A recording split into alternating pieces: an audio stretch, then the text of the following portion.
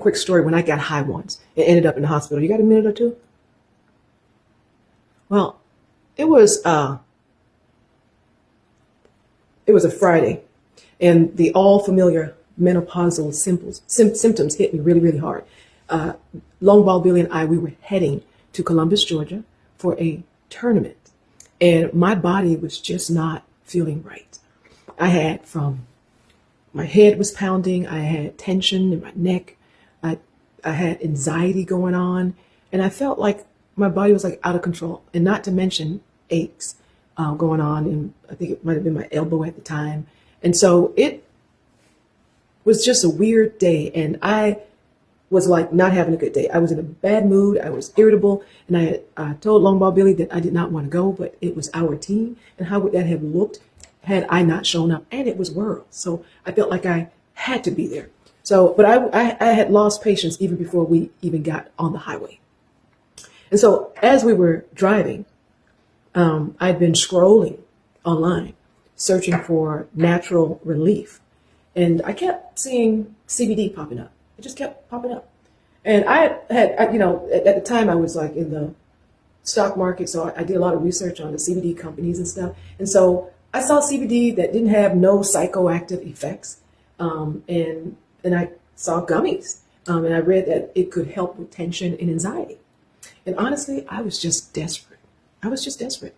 Menopause, as I know it now, but I definitely didn't know it then, it was absolutely kicking me in my rear end. And I wasn't trying to get high. I just wanted to feel a little less of everything. So I convinced LBB to stop into a CBD store on the way. We hadn't even gotten out of McDonough. So we just went to the CBD store that was new, that just opened up. And so I can remember when I walked in, I was overwhelmed with everything I was seeing. And I almost walked out because I saw from pipes and, stuff like as if I was really a smoker or, this kind of stuff. And I wasn't trying to do all that. I just wanted to find something that would just release the tension and the anxiety I was facing. So the cashier was very sweet young lady. I'll never forget her hair was like colored brightly, but she had such a warm smile. She was much younger than I was. And I knew she probably didn't know anything about menopause. So I didn't say anything about menopause. I didn't even know I was going through menopause, to be honest with you. So I explained my situation. It was about 3-4 years ago. And I tried to do as clear as I can and stressing that I did not want anything that would make me feel high. So she nodded, totally seemed to understand where I was coming from. And she suggested a brand. So we walk over and she talks about these two different brands. And then when I saw the gummy worms, it just took me back to my childhood when I used to eat the sour gummy worms. So I said, I'll take that. So she said, well, I'm not sure how it may affect you, but just start off and just go half a gummy. And that way, for sure, you won't get high. It will relax you. And so finally, I was feeling hopeful for the very first time for that day. I felt finally, just as simple as this, I'll take half. So LBB and I, we get back on the road and I open, oh, by the way, I also bought a honey stick, a CBD honey stick. I said, I put that like in my tea or something. So we got back in the truck heading to Columbus and I opened up the pack and the gummies, they were very colorful, looked so harmless, so innocent. And I fully intended to cut one in half. But LBB and I, we were, chopping it up about softball, talking about worlds and what the lineup would be and who's coming. And, and then he posed a question, how do I feel if he does this to the lineup and do that to the lineup? And so I began to talk.